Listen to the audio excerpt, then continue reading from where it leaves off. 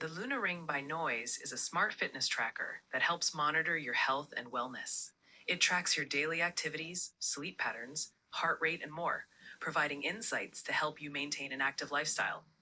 If you're interested, you can explore its features in more detail by checking the live support option in the LunaRing mobile app for further assistance. Luna AI Smart Ring from Noise. Small and mighty. Let's get to it. Full disclosures out of the way. Luna very kindly sent me the LunaRing to test. I'm under no obligation to say anything good or bad about the ring, and all the views and opinions that you hear today are going to be mine and mine alone. So let's get on looking at the LunaRing.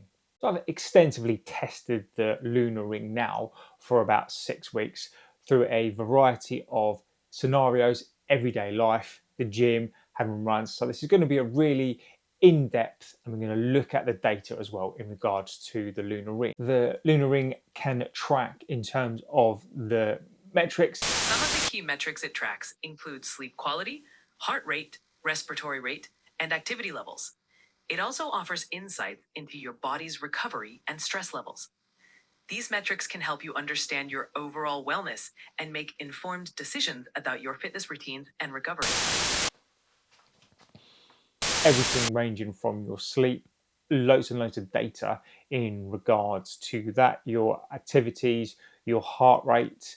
It also comes with a free Luna app, which I think is absolutely fantastic, and we can talk about that a little bit more. There's a personalized AI coach. The ring is titanium cast, and when you first put it in your hand, it doesn't really feel like it weighs of a lot, really. So the 4 grams, it is totally near enough invisible, and you don't even know that it's there on your finger.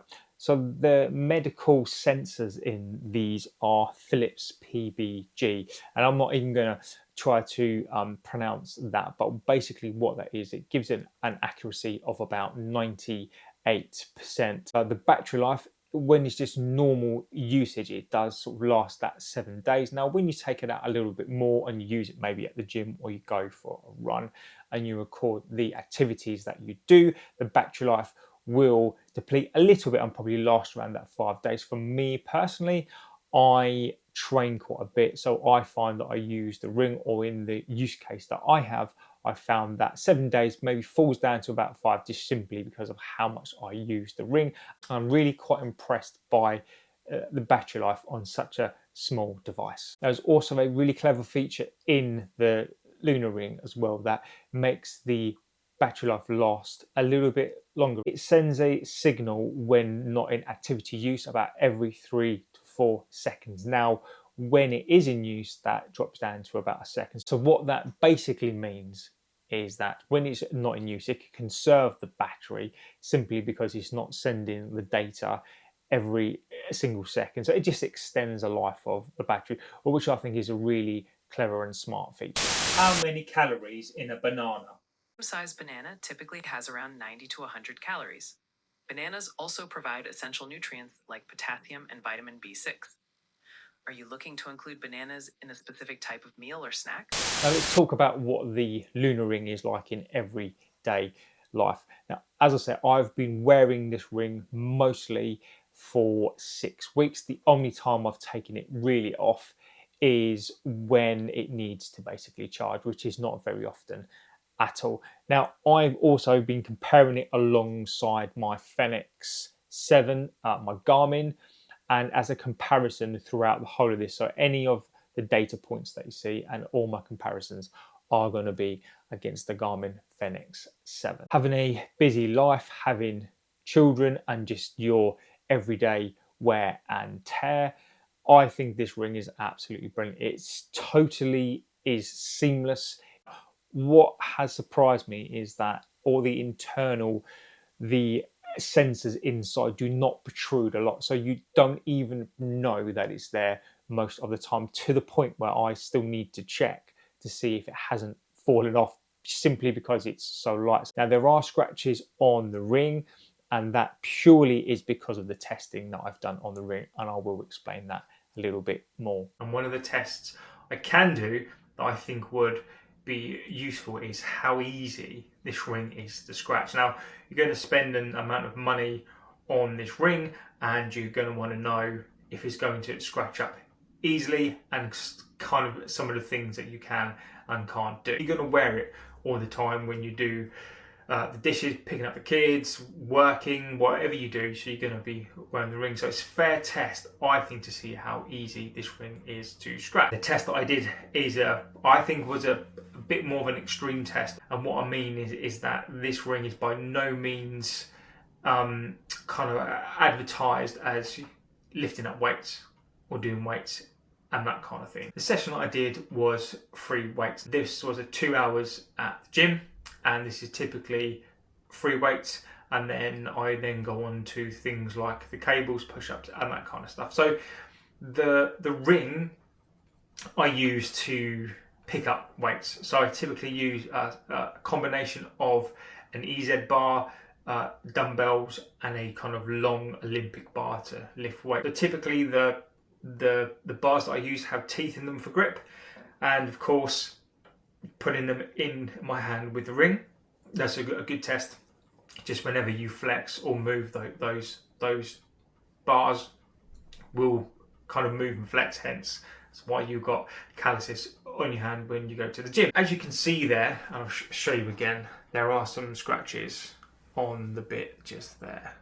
Okay, now I don't know if you can really see that. I don't know if you can. So they're not super deep, but you know that they're there. So the exercises that I'll do, I fluctuate on 3 weights between about 9 to 10, and those are all going to be 3 to 4 sets of 10. So there's a lot of movement there. There's a lot of different the variations are not the same. So there's a lot of maneuverability and lots of opportunity for this ring to scratch. Now, considering the things that I did with the weights that I used, I'm really impressed. The fact that I had no gloves on here, minimal scratching on the ring. There is some, but for the length of time that I used the bars and the length of time that I had on the ring, there's only that little amount there. I'm really impressed by how little that it scratched. The LunaRing is definitely life proof. In fact, wearing it, I believe it's more comfortable than the Garmin. The Garmin, not that it's particularly big, and again, I've had this now for about 18 months, so I'm kind of used to the weight and used to it being on my wrist. In terms of things like sleeping, just having that another device enable me to record my activity and my sleep in conjunction with the watch, and the fact that this again is so light and just so seamless into your life, I think as an addition, I think is absolutely brilliant. Activity wise, so I run a lot, and to this end, just having it on your finger is absolutely easy. Again, you hardly know that it's there, and again, just having another wearable device that I think is really easy to use, for particularly for those people who do not necessarily like to wear a watch, or you're not bothered about tracking your timing. Just to know that you can put something on and then go and check the data or go and check the run after the event without having a watch on, I think is absolutely fantastic and will change the game for a lot of people. The performance of the LunaRing. Now, I have been comparing it to something like the Garmin Fenix 7. Now, the reasoning for this, I think it's an fair test. And the reason why, in my opinion, it's probably an unfair test is on the basis that this is a smart watch and the Garmin has been around for a long time. So the sensors in there are going to be bigger. I'm not saying that they are better, but they're going to be bigger. So they're going to have a little bit more functionality potentially than the LunaRing. So as a baseline, I trust the watch. It kind of knows roughly where I am. I trust the information that I get from it.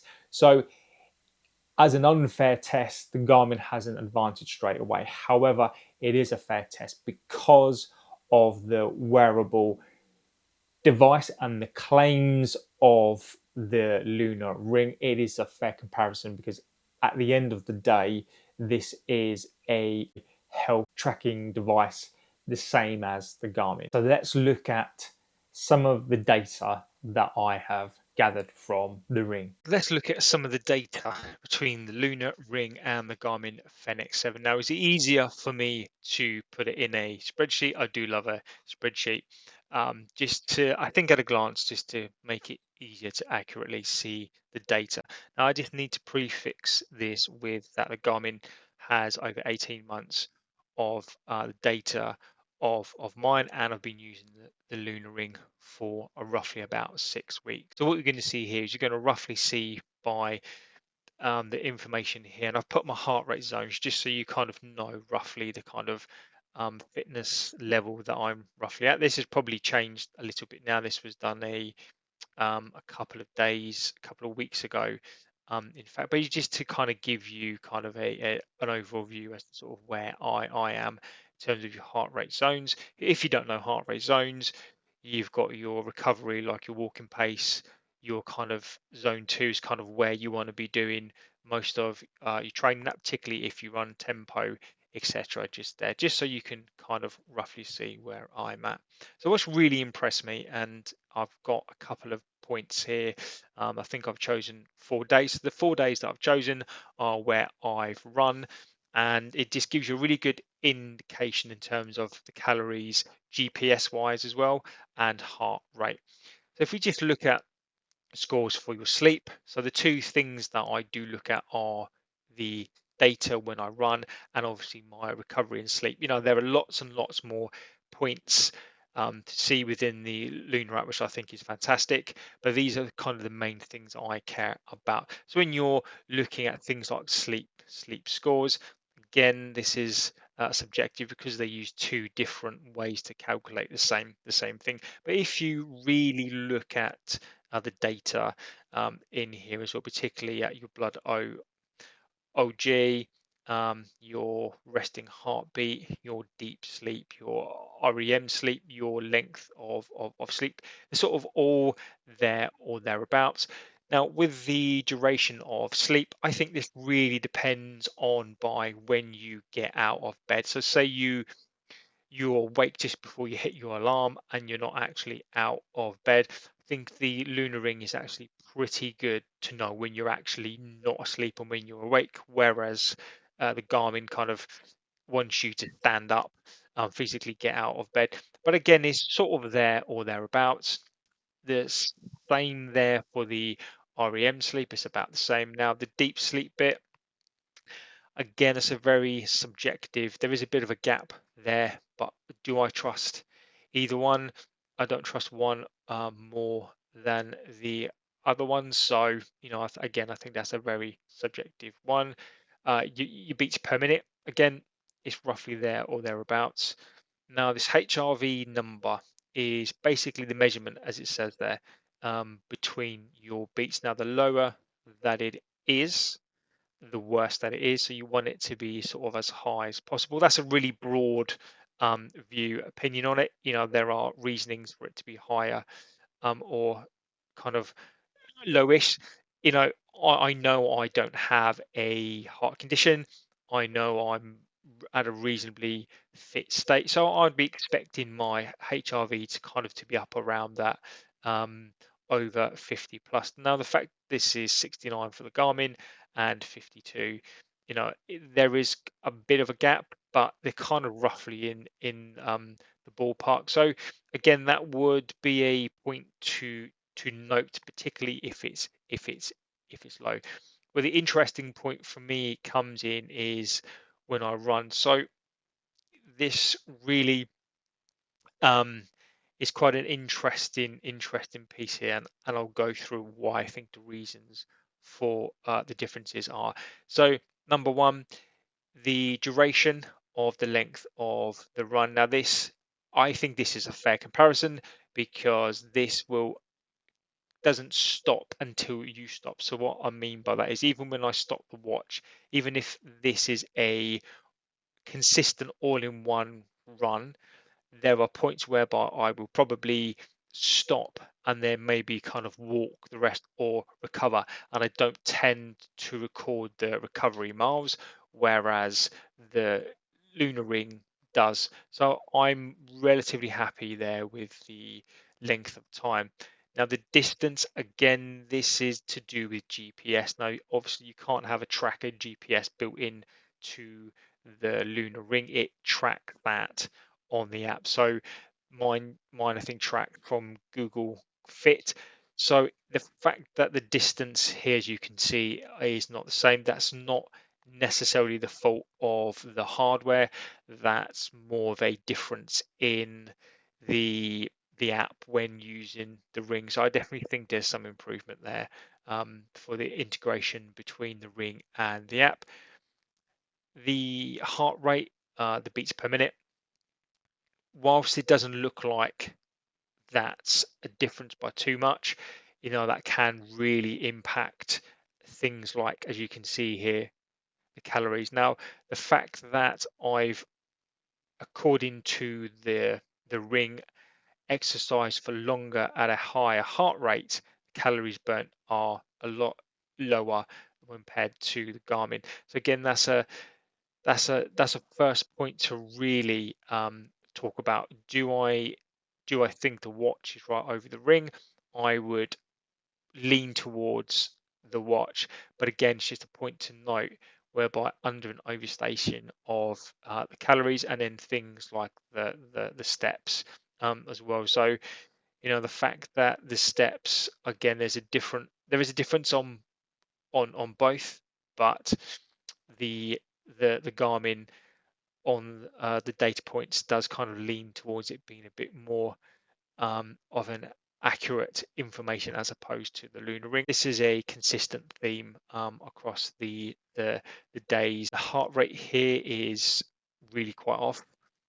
For this run, I know that I used a heart rate on the chest.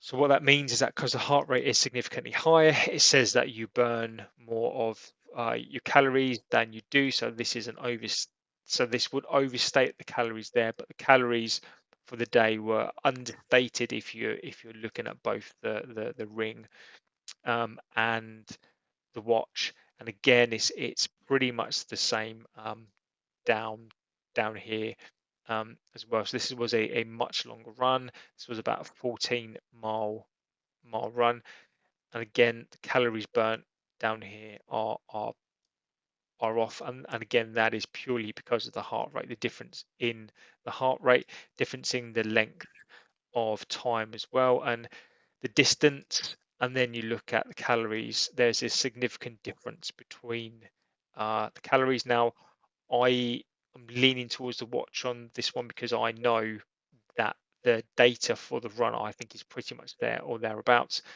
and then the calories burnt I think are probably round about right as well. So it's just a really interesting look and a glance at the data points between the LunaRing and the Garmin. So the data that you've just seen, I'm going to caveat that with, unless you test correctly, in a lab test or another kind of more accurate test, the devices that we pretty much use are more of an indicator rather than the gospel truth. So hence, I would always say that I think that the data is subjective. The accuracy of the LunaRing compared to something like the Garmin. Now, there is a part on the website that says it's about 1% difference between something like the Polar.